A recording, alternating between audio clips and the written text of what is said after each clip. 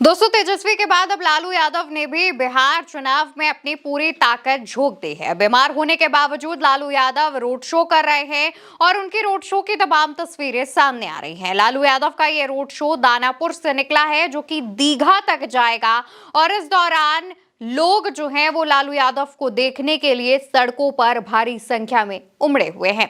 दरअसल लालू यादव की उम्र होने की वजह से उनकी तमाम स्वास्थ्य समस्याएं हैं। वो व्हीलचेयर से ही सफर करते हैं, लेकिन लालू यादव इस दौरान रोड शो करने निकले हैं। रोड शो की तमाम तस्वीरें सामने आ रही हैं। जानकारी के मुताबिक लालू यादव के साथ उनकी बड़ी बेटी और पाटलिपुत्र से सांसद मीसा भारती भी उनके साथ मौजूद हैं। लालू यादव के इस रोड शो की लाइव अपडेट्स जो है वो लगातार सामने आ रही हैं, जिसके मुताबिक लालू यादव दानापुर से राजद कैंडिडेट रीतलाल यादव के लिए रोड शो कर रहे हैं। ये वही रीतलाल यादव हैं जो कि 2016 में एमएलसी बने थे, 2020 में दानापुर से चुनाव जीते थे और इस बार 2025 के चुनावों में भी आरजेडी से जो ताल है वो ठोक रहे हैं, यानी कि चुनाव जो है वो लड़ रहे हैं। रीतलाल यादव को लालू परिवार का करीबी कहा जाता है, लेकिन रीतलाल यादव बाहुबली नेता है। एक केस के सिलसिले में जेल में बंद है। उन पर आरोप लगा था कि उन्होंने करीब 50 लाख रुपए रंगदारी मांगा था और धमकी दी थी, जिसके बाद से वो जेल में बंद है। हालांकि रीतलाल यादव के बेटे और बेटी इस दौरान लालू यादव के साथ ही चुनाव प्रचार प्रसार कर रहे हैं और लालू यादव जिस तरीके से रीतलाल यादव के लिए प्रचार कर रहे हैं उसको देखकर काफी खुश भी हो रहे हैं। जानकारी के मुताबिक रोड शो जो है वो दीघा से शुरू हुआ है दोस्तों, 15 किलोमीटर दूर खगौल तक जाएगा। इस दौरान दानापुर सीट भी कवर होगी। लालू यादव के साथ दोस्तों तस्वीरों में अगर आप देखेंगे तो दीघा से माले की प्रत्याशी दिव्या गौतम भी लालू यादव के साथ नजर आ रही हैं। दिव्या गौतम लालू यादव के ठीक बगल में बैठी हुई देखी जा रही हैं, जिसकी तमाम तस्वीरें सामने आ रही हैं। बताते चले कि दिव्या गौतम जो हैं वो सीपीआई माले की उम्मीदवार हैं, दीघा से चुनाव लड़ रही हैं और इन सीटों के जातीय समीकरण पर भी बात करेंगे। रुकते जाइए, पूरी चीजें जो है वो लगभग हम समझ लें। इसी दौरान दोस्तों जो लाइव अपडेट सामने आया है, अगर हम उस पर बात करें तो ये जो रोड शो है वो जैसा हमने आपको बताया खगौल तक जाएगा। इस दौरान लालू यादव जो है वो एक अपनी बस में सवार हैं। बस जो है उसमें आपने तेजस्वी यादव को भी पहले सवार होते हुए देखा होगा और उस बस से प्रचार प्रसार करते देखा होगा, क्योंकि लालू यादव की स्वास्थ्य ठीक नहीं है, वो बीमार रहते हैं, तो ऐसे में वो खुले तौर पर जनता से मुलाकात नहीं कर पा रहे हैं, लेकिन बस में बैठे बैठे जनता का अभिवादन करते हुए देखे जा रहे हैं। अब अगर दोस्तों हम दानापुर और दीघा सीट के चुनाव प्रचार जो हो रहे हैं उस पर हम जातीय समीकरण पर भी एक नजर डाल लेते हैं।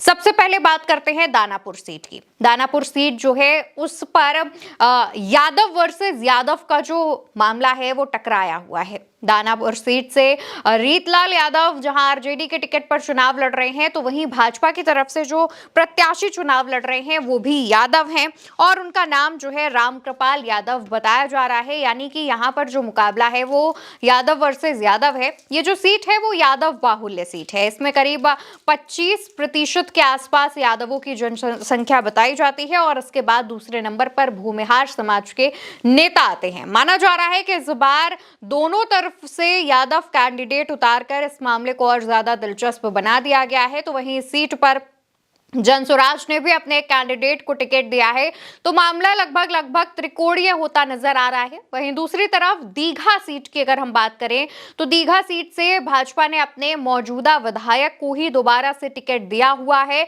और महागठबंधन में सीपीआई माले के खाते में ये सीट दी गई है, जो कि दिव्या गौतम के खाते में आई है। वहीं अगर हम भाजपा के जो कैंडिडेट हैं अगर हम उनके नाम की बात करें तो भाजपा ने अपनी इस सीट से संजीव चौरसिया को चुनाव में उतारा है, यानी कि दोबारा से उन पर भरोसा जताते हुए टिकट दिया है। अब अगर हम इस सीट के जातीय समीकरण की बात करें तो दीघा सीट जो है पाटलिपुत्र लोकसभा सीट के अंतर्गत आती है और ईबीसी समुदाय यहां पर बहुत ज्यादा प्रभाव रखता है। एबीसी समुदाय ही यहां पर जीत और हार तय करता है।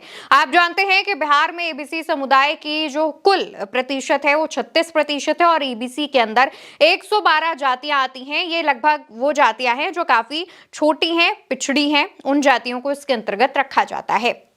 संजीव चौरसिया जो है दोस्तों, वो तो भूमिहार समाज से हैं, यानी कि सवर्ण नेता हो गए, सामान्य वर्ग के नेता हो गए।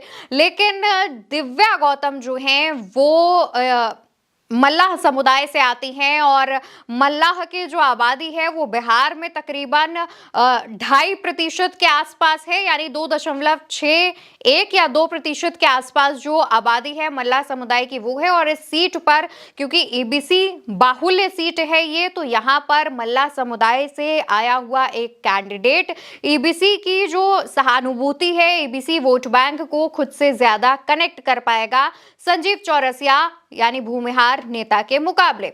यहाँ पर इस सीट पर, यानी दीघा सीट पर भी जो मुकाबला है वो काफी दिलचस्प होता नजर आ रहा है। और इस सीट में सबसे ज्यादा मजेदार बात यह है कि एक तरफ जो है वो ईबीसी समुदाय से आई हुई एक कैंडिडेट है, तो दूसरी तरफ स्वर्ण समाज से भूमिहार नेता हैं। देखने वाली बात होगी कि अब इस सीट पर जनता जो है वो किस पर भरोसा जताती है, किसको जिताती है। लेकिन सबसे ज्यादा गौर करने वाली बात यह है कि बिहार चुनाव में जिस एक्टिव अंदाज के साथ, जिस आक्रामक अंदाज के साथ तेजस्वी यादव चुनाव प्रचार कर रहे हैं, अब तेजस्वी की ताकत बढ़ाने के लिए लालू यादव भी मैदान में उतर चुके हैं। अभी तक लालू यादव बैक स्टेज से सारा काम देख रहे थे, यानी कि निर्देशित कर रहे थे, लेकिन अब वो खुद मैदान में कूदे हैं और रोड शो कर रहे हैं। उनके साथ उनकी बड़ी बेटी मीसा भारती भी जो है बताई जा रही हैं। लालू यादव की तरफ से किया जा रहा रोड शो जनता को ज्यादा से ज्यादा कनेक्ट करेगा, क्योंकि लालू यादव बड़े और कद्दावर नेता है। उनकी भारत की राजनीति में जाना माना नाम है, जाना माना चेहरा है। बिहार की जनता लालू यादव से ज्यादा कनेक्ट कर पाती है खुद को। आरजेडी प्रमुख हैं, और ऐसे में लालू यादव जब दानापुर में रीतलाल यादव के लिए चुनाव प्रचार करने निकले हैं, तो लगभग बिहार की जनता और खास तौर पर दाना सीट की जो जनता है वो आरजेडी की तरफ झुकती हुई दिख रही है। फिलहाल आपको क्या लगता है, लालू यादव की तरफ से किया गया ये रोड शो बिहार चुनाव पर कितना असर डालेगा? इसका जवाब कॉमेंट सेक्शन में जरूर दीजिएगा। वीडियो उल्टा चश्मा यूसी पर देख रहे हैं। मेरा नाम अवंतिका अवस्थी है। नमस्कार।